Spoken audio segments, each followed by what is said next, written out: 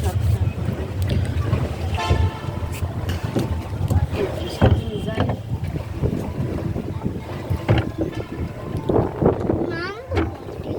ঘুরে কোন দিকে?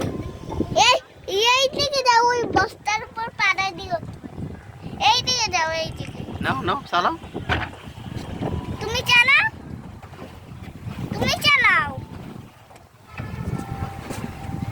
তুমি চালাও, তুমি চালাও আব্বা।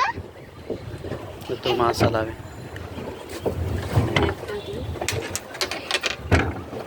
আর আমার দিকে দাও।